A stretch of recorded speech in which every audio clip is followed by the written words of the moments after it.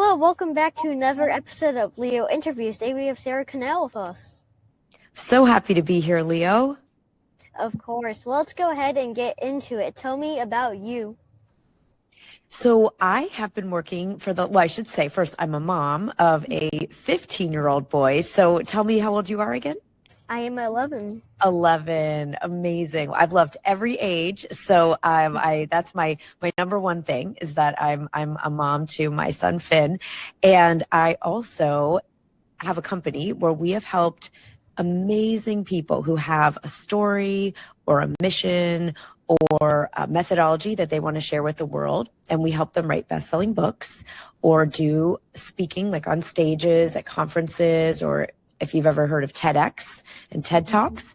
And we help people do that so that they can scale their impact and their revenue. Wow. So tell me more about the company. Yeah, well, we have been, it's called Thought Leader Academy, and we have been around I've been doing this for a little over a decade, actually. I've been a coach for 22 years, but been doing this thought leadership work for a little over 10. And we have right now 100% success rate. So that's something that's exciting, that if people just do the steps, then they will finish, publish, and hit the Amazon or higher bestseller list. And everyone who's wanted to do TEDx has done TEDx and who's taken themselves through that process. So it's the most rewarding work of my life, because I had a book save my life about 22 years ago. So it's very important to me. I actually heard, I don't know if it's okay that I know this already, but that you are in the process of doing a book. Is that right?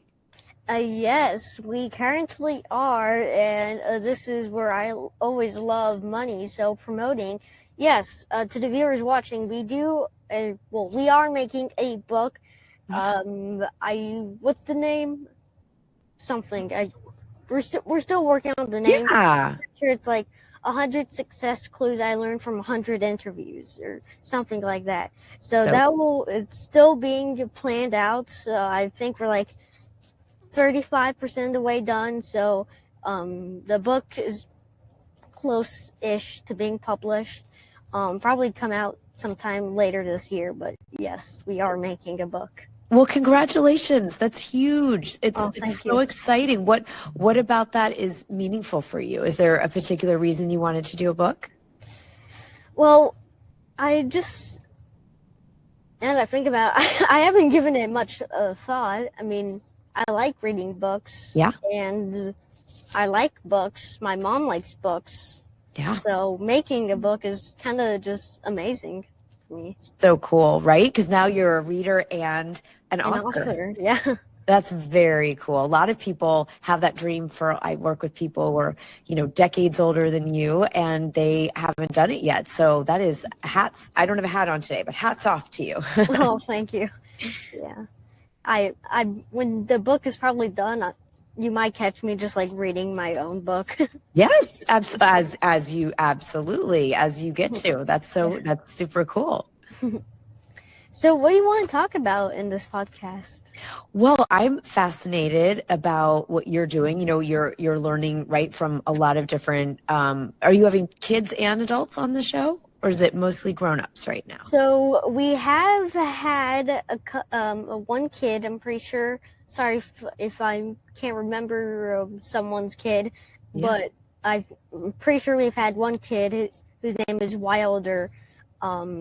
You can go, the viewers can check out that episode. That's like episode 80-ish something or 90. One of our newer episodes. Go check out that episode. That was pretty amazing. But yeah. That's really cool. So, I think I'd love to, you're a thought leader, Leo. That's what in the way that I teach, thought leadership. Thought leaders are people who host podcasts or write books or have, a movement that they're leading in the world. And I think your movement around kids entrepreneurship and podcasting and authorship is so important because,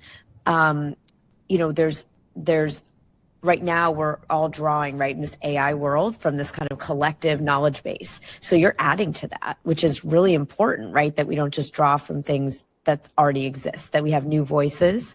So I think that's really cool. And maybe that's something we want to talk about. I have a new book coming out in October. It's called The Download, and I actually haven't gotten to ask any kids about the process. So I wonder if we could talk about that and see if it's something that you've experienced. Would that be okay? Yeah, of course. And I haven't mentioned this, but usually our target market for, I guess, the podcast and the book, the book's probably for adults, and kids. But we're trying to target kids because the world, like you said, AI is consuming it. People are going to need jobs, right? And so we kind of want to help these kids get a head start so that when they grow up and pass college, they're not going to be like, all right, what do I do now? Because the normal job is going to be, follow the whole universe and just make AI content and do all of this, right? And there's everything else is going to be a bit more difficult to do. So we want to give kids a head start in this world. It's so important. I'm so glad you're speaking about it, right? And so in our publishing company, we actually don't have the books. We don't have AI write the books. We have AI help with the research, outlining, expediting, all kinds of things, but not the actual writing, right? Because we want everyone's own unique voice, their soul, their heart. I always think a book needs to have a soul and a heartbeat, right? And so I love that you're thinking about this. And so and that doesn't have to be everyone's point of view, right? Some people like to have their books. If you go in traditional publishing, you can't have AI write your book. It's actually not allowed. And so that's kind of our world. But lots of people, we can do books lots of ways, right? So I'm not having an opinion for anybody, but I am curious about this. So especially having a son a little older than you, right? It's like, what is the world going to be like for you guys when you're done? Like the normal careers and jobs that, were a little more traditional, they're going to change so much, right? And so I think it's really exciting that this book will be here to give kids a head start, and your whole methodology around, podcasting and thought leadership. I'm definitely going to pre-order a copy for my son, and we'll read it together. So here's a question. So my book is about how we cannot just automatically go to AI first. Like, it's not anti-AI, but it's saying, what can we do as leaders, as creative people, as entrepreneurs, to make sure that we are tapping into our original genius thinking? I use brain science to do that, okay? Because that's sort of my expertise. So I call those downloads, right? We can download a song, we can download a movie, we can download a file, but we can download through our own genius. We can download through, if you like to think of it as God, the universe, whatever our worldview is, right? So have you ever had something like that happen where you were, playing a sport or walking or taking a shower or something like that, and then an idea just came to you? Have you ever had that happen? Yes, I have had multiple ideas come to me when I'm doing an activity. And that's usually when I'm playing the board game chess, because it's very strategic thinking. I'm like, okay, and usually you just want to follow the strategy, or I guess the way, or some opening, right, that you want to play, right? But then you're like, oh, what if I do this? How will that change the game? Or how will that change the rest of the game? Will I still be able to checkmate the black king or the white king? Right? No. So what happens when you follow maybe not the prescribed opening from the chess masters, but you just, I'm going to call it go with your intuition. Like you get a creative idea. Has it been cool to see how has it worked out? Yeah. Sometimes, not all the times, right? I have gotten checkmates. Most of the times, it hasn't been too well. You usually end up losing the game, but that's okay. Yeah, well, I mean, like you said, chess is such a great game for strategy, right? It's like teaching us to think. They always say play chess, not checkers, right? That's the saying, if you've maybe heard that. And so it's more, what I'm hearing is it's more about the process. And for me, that's similar with creative. Not every book I start writing I'm not going to stick with that original idea all the time. Or maybe I start a project and it doesn't work, but I've learned something. and then I can take that and, find something that could work better. So, to me, those are downloads when you get that, oh, wonder if I did it this way, or, oh, and there's the research from Stanford University and some other, wonderful institutions shows that it's when we get ourselves in what's called soft fascination, right? So I think it sounds like to me, just from what you've shared, that maybe when you're playing chess, your mind goes into that soft fascination, which means you're thinking, but you're also, there's sort of a zone, right? If you've already kind of get in the zone, and then that's where these ideas can kind of drop in, right? We don't have to, but we can train our brain for that so that we get more of those creative downloads. So I love that you play chess. And what else do you like to do? I play a little bit of soccer, usually chess, professional video gamer, if that's a thing. Well, according to my son, probably should be, right? Yeah, according to his friend. And yeah, professional TV watcher, I guess. Another thing. I can't really think of stuff, but those are great things. Those are great things. I love it. So, well, what else would be useful since you're getting ready to do a book? Like, is there anything you want to ask me about that would be helpful to this endeavor and you're becoming an author for the first time? Well, according to my calculations and chess strategies, I've heard that you are a the New York Times bestseller.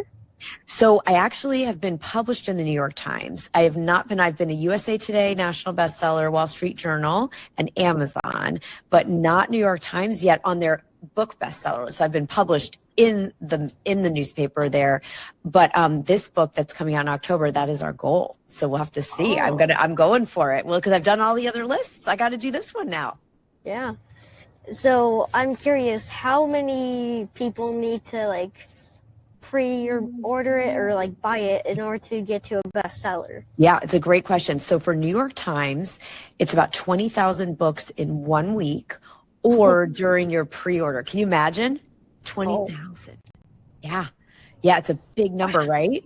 So for Amazon, just to give some perspective for you and anybody else who's going to do a book that's listening. So for Amazon bestseller, it's usually, around 1,000 books will get you, if you can see in my picture, you'll get that Amazon #1 bestseller seal, and you'll have different categories that you'll rank in, right? And so that's, just think of that as around 1,000 books, right? And then for USA Today, national bestseller, it's between 4,000 and 8,000 on any given week, depending on, what books. The New York Times, yeah, it's 20,000. So this is why you see a lot of people, including me right now, who are doing a big, long pre-order campaign, because you got more time if you do a 3-month pre-order than 1 week only, right? Because all those pre-orders count as week 1 sales. So that's why you see all these people doing pre-order campaigns or bulk book buys, and you could do any of those things too for yours when it comes out. So yeah, about 20,000. Well, guys, support Sarah. Let's get her to 20,000 pre-orders to make this book a New York Times bestseller. Let's help her achieve that goal, because why not? We love helping people. Oh, Leo, you're the best. And know that what's so fun is because I'll be sharing this with our whole audience. And so when your book comes out, we'll be able to feature and blast it out to all of our people. And they will love it, especially because we're all book people, right? So that's going to be so you have to make sure to keep me posted when it's ready. Okay, Dad, you hear this? Yeah, let her stay posted. And thank you again for at least getting it to close to 1,000. Yes, we're going to help. It's going to be awesome, Leo. I'm excited for you. Have you ever, is there, I had one other idea I was curious about. Have you ever, presented into schools, talked to classrooms of kids, or done anything with, letting people in actual classroom groups know? Because I think the idea of kids learning entrepreneurship is no longer a nice to have. I think it's probably pretty mandatory at this point. So just curious, you've got this incredible podcast and hundreds of episodes and all these, great reach, but have you ever done anything presenting to classes? So at my little homeschool Yeah. English.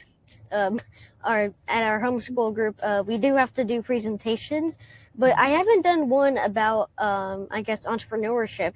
So maybe we're currently we're going from Michigan all the way down south to Texas. So when we get to Texas, that's where the homeschool group is. Maybe I'll do a presentation about entrepreneurship. I think that'd be super cool. I love it. Or maybe a virtual one at some point where, you know, kids from all over the world can, I think you're international, right? You've got an international following now.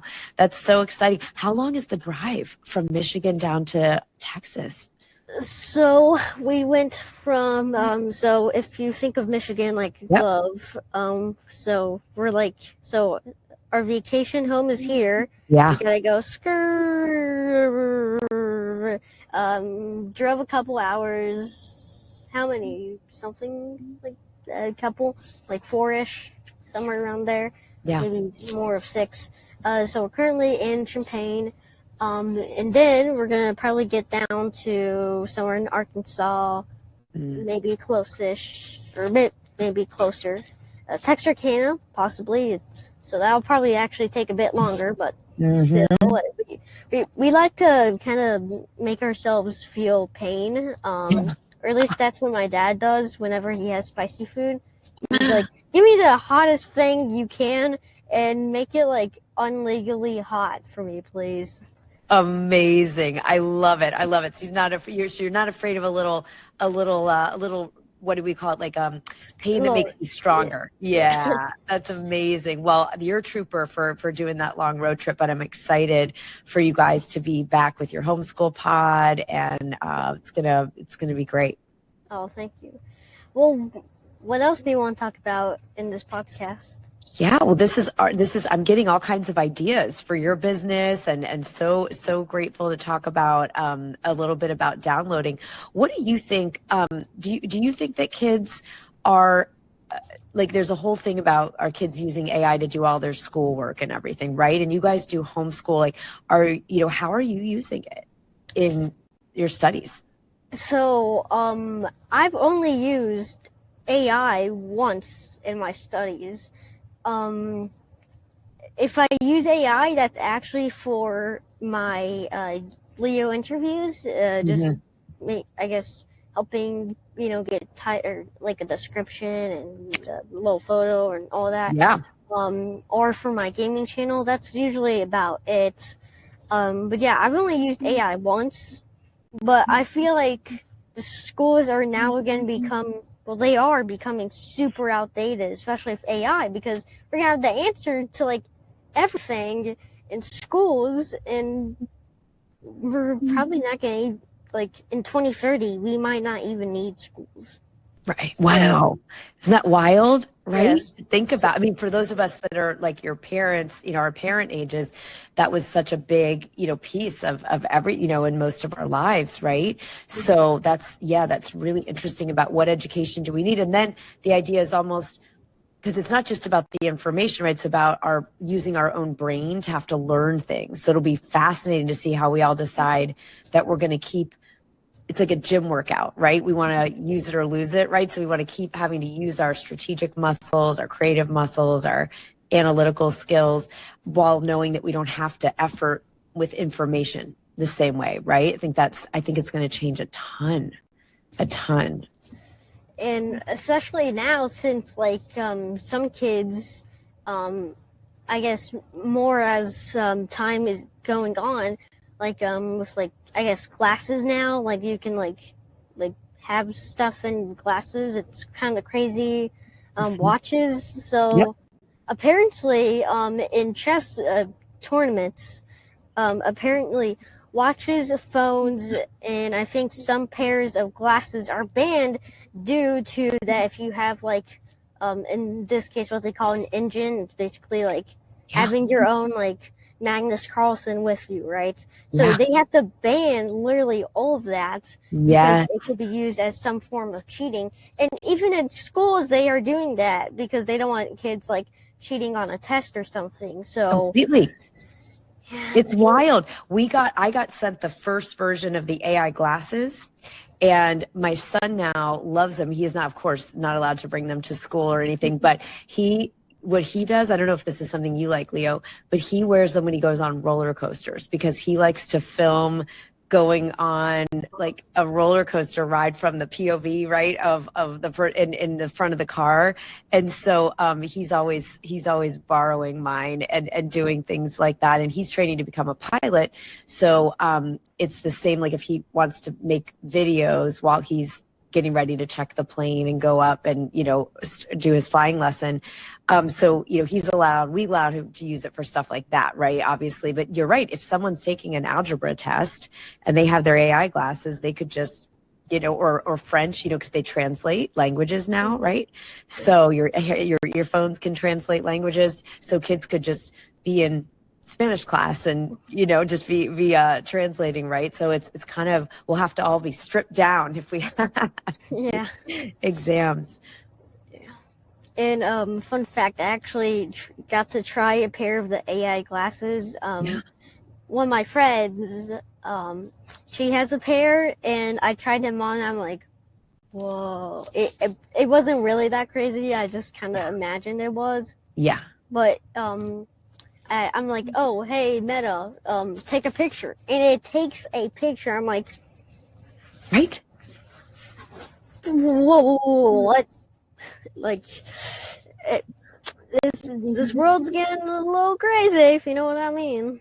I do. And so what do you guys do as a family to not have it be all computers and screens and things? What do you guys camp, or I mean, you have your home up in Michigan, so that's got a lot of nature, right? The lake. What do you do to get off the screens?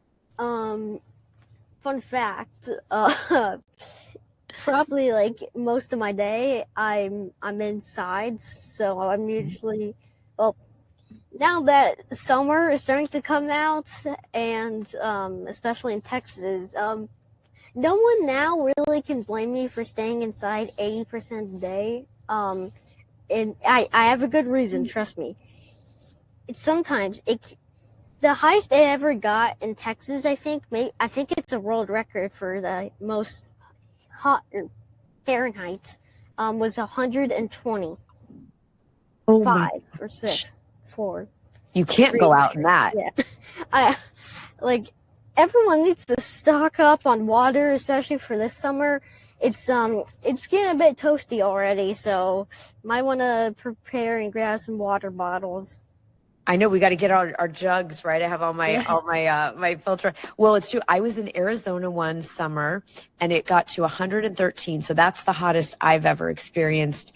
And it was wild, right? I had never even experienced that. I'm below where you guys, I'm in Chicago, so below where you are in Michigan. So we're generally dealing with more cold, you know, summer can get in the 90s, but not like Texas heat.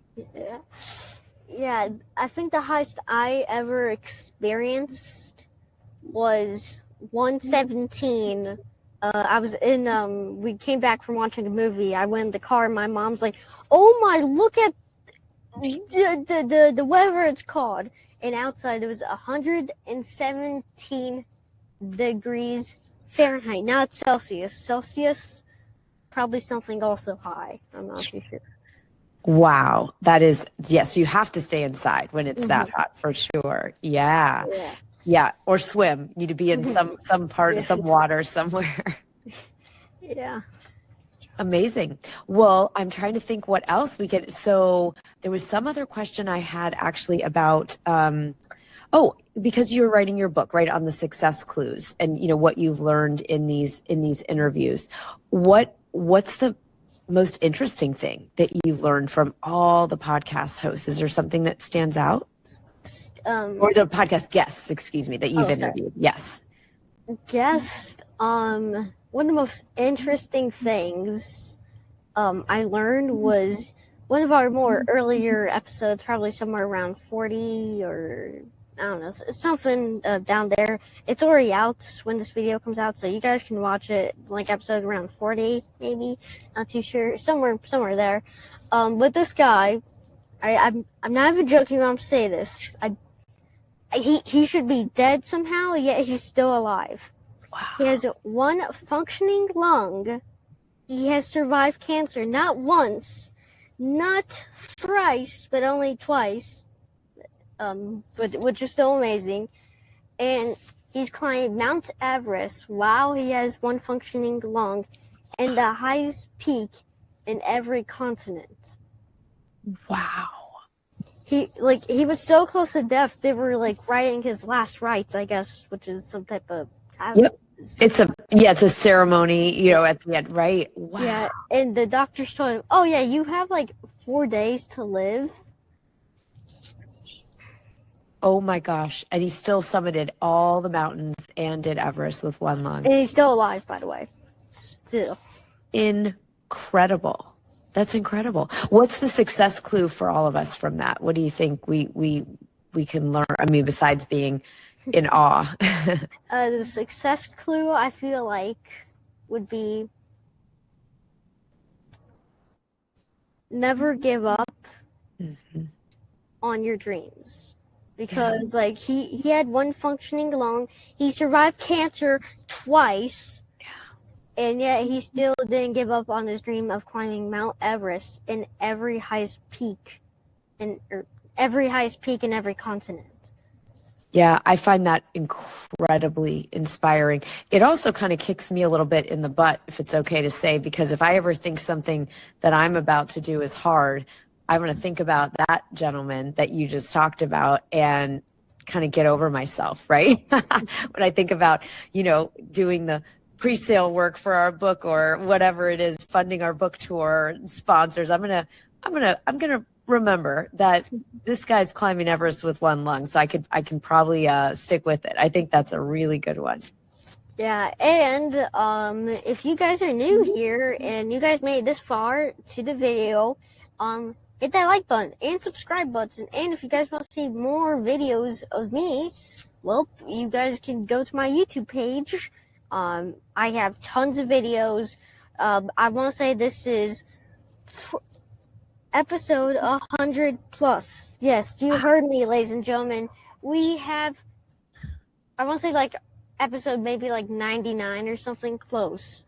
But yes, we are pretty much at 100 episodes of Leo interviews. It has been wild. Thank you everyone who has been watching this absolute amazing journey. And again, thank you to you, Sarah, and all the podcast guests who have been on my podcast. It has been amazing chatting with all you girls and guys, and even puppets. We've had a puppet. It's been crazy. So thank you for everyone who has watched this YouTube channel. We're trying to get to 200 subscribers, and then 200 videos, and then 300, and then 300 videos. And Leo, I'm going to envision, I teach a technique. It's a brain science-based technique called future pull. So here's what I'm going to future pull for you, that you're going to get your 100,000 subscribers. Okay. So we're going to picture your name on this. All right. I finally can see it. Can you picture it now? Yeah. Oh my. You actually have. Yep. So we did this last year. We started a channel, and I am so excited for you because you are going to get this. You're going to get to this and beyond.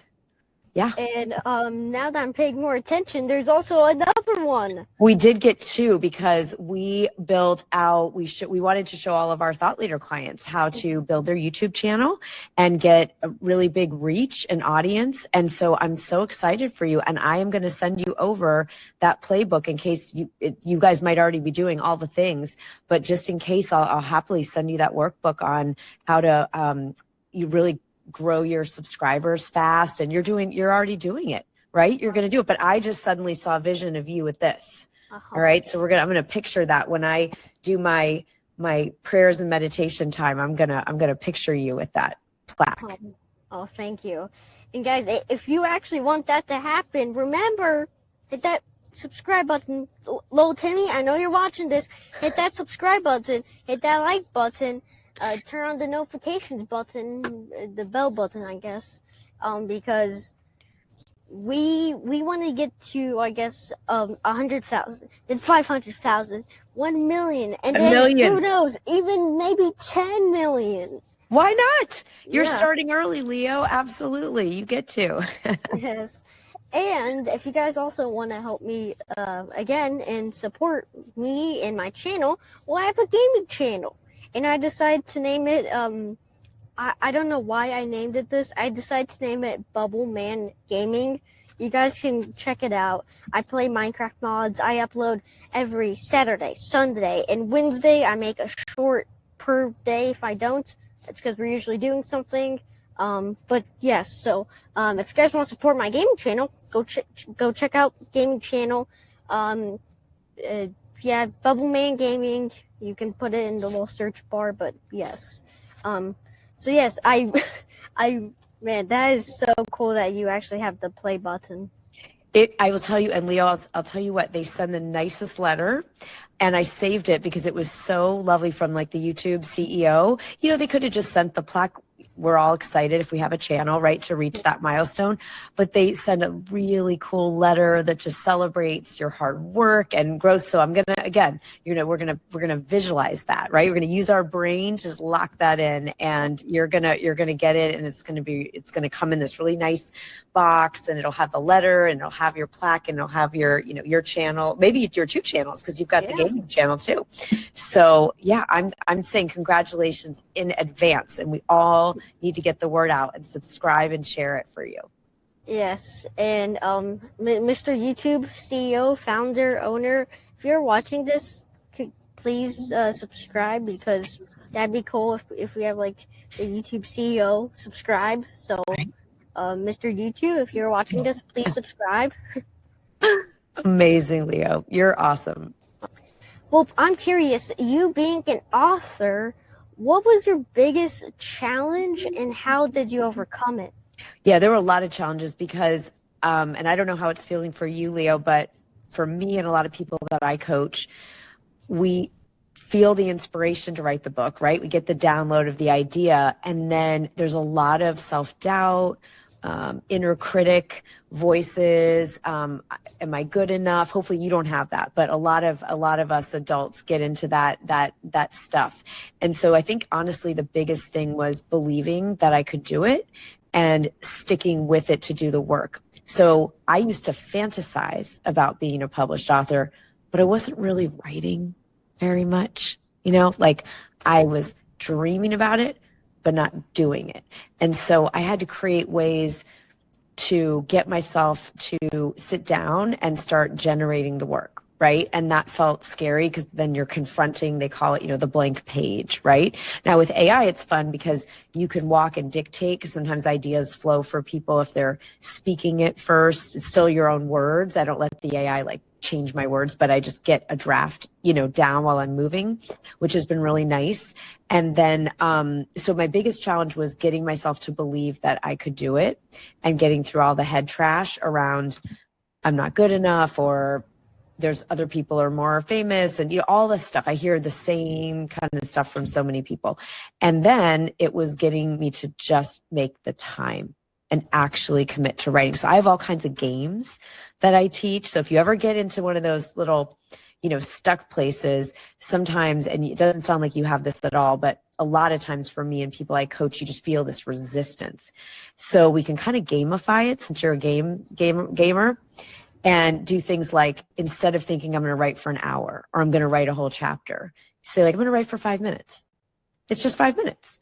Like we could do that, right? And then you just start moving, because this is kind of physics, right? A body in motion will stay in motion. Mm-hmm. And so just sometimes getting ourselves moving, and then we'll keep going. Because sometimes if I write for 5, I think, well, I could do another 5, and then I could do another 5. But if I say I have to sit here for 2 hours, sometimes that feels really heavy and challenging. So I think kind of finding ways to make it fun. I've had writing parties with friends who are also doing their books, or for our clients. So we'll be on Zoom. We're not talking, but we're together. Just like writing as a team, even though we're working on our own things. And in terms of the self-belief, you're doing such a good job of this. It's just saying, why not me?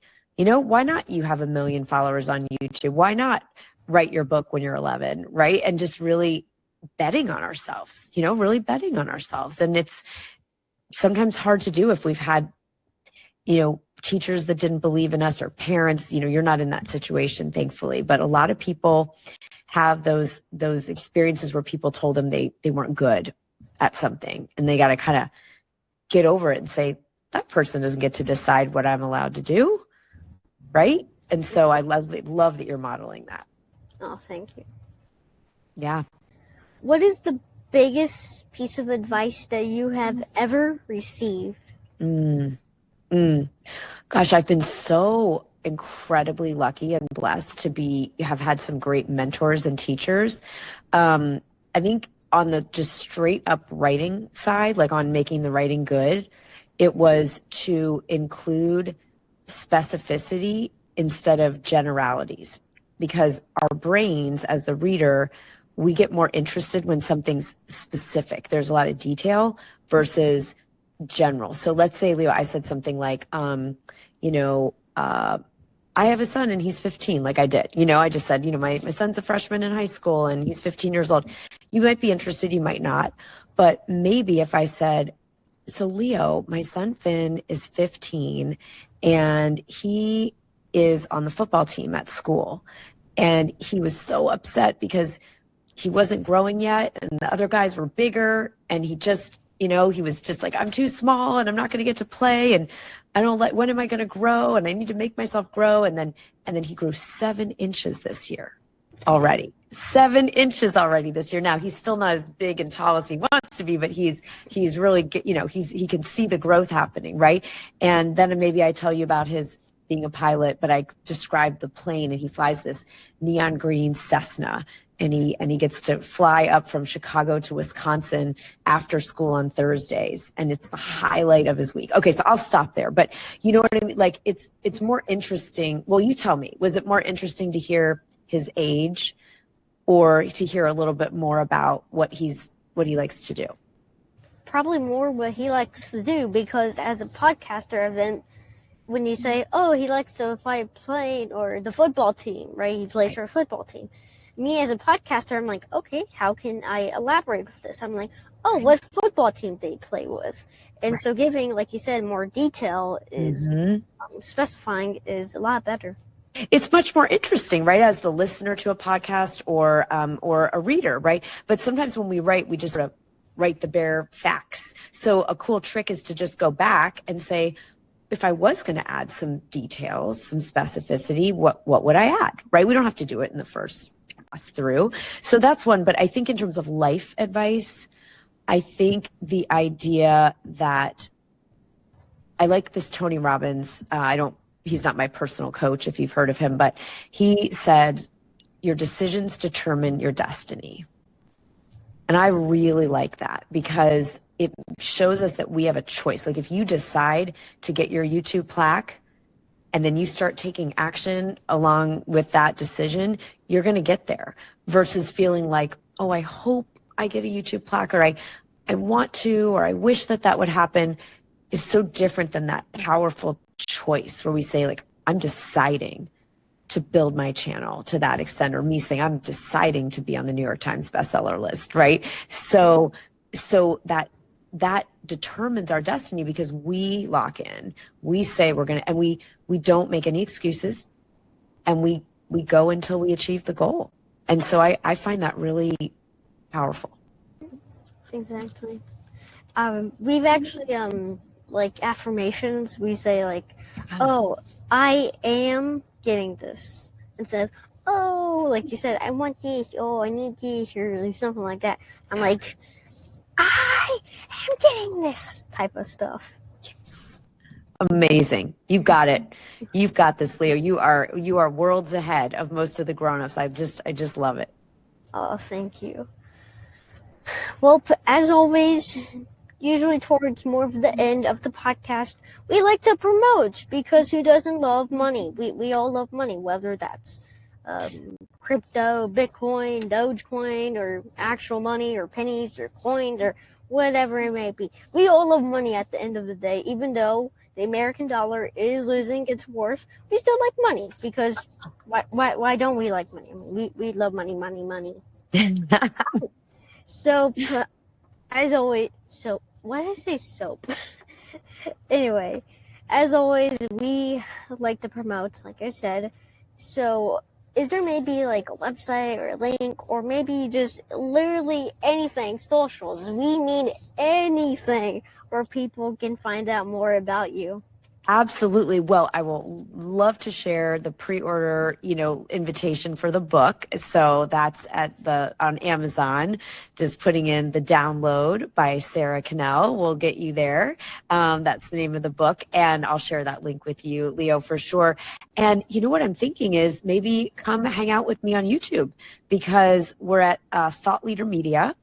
And we have all the playlists about how to, get published and make book sales. And we even have mindset affirmation tracks you can listen to at night while you're falling asleep to help you have success and money and financial abundance as a thought leader. And so all kinds of free stuff over there. So I would say come over to Thought Leader Media on YouTube, or be so thrilled for anyone that wants to learn more about how to train your brain for that genius, those creative ideas, not let it waste away with AI, and come and check out the download.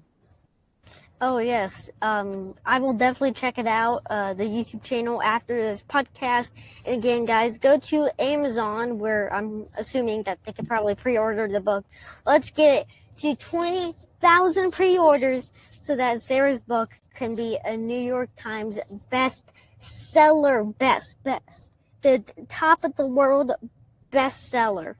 Leo, I'm gonna savor this in my heart. Thank you so much. Oh, of course. And again, if you guys, the viewers, want to find out more about me, we have a couple websites. First of all, my YouTube channel, Leo Interviews. That's where you're probably most likely seeing this episode, is on YouTube. You guys can check out the rest of my videos. Will be on my YouTube page. And then we have leointerviews.com, the official main website, where you guys can apply to be a guest if you want. And you schedule out time on a calendar what works best for us and works best for you. And then we have our brand new app called Leo Interviews Academy.com. We are selling a course. It's $197 or $197. Buy now before prices rise. They might get to $198. So, hey, you're missing out on $1. So, buy now. The first 25 families to buy the course get a 25% discount. Now, you might be wondering, what is the course about? Well, we like confidence. We like my dog pooping in the yard of confidence, right? We love confidence in general. So with this course, we teach your kids confidence and how to build confidence. The whole structure really is podcasting. You don't need any fancy equipment. If you want, you don't even need to publish it. You just do a little mock run, and you can literally interview anyone: your dog, your parents, your teacher, your math teacher, your school friends, whoever it may be. You don't need any fancy equipment, just a little camera that's built on the phone or computer or iPad or whatever it may be.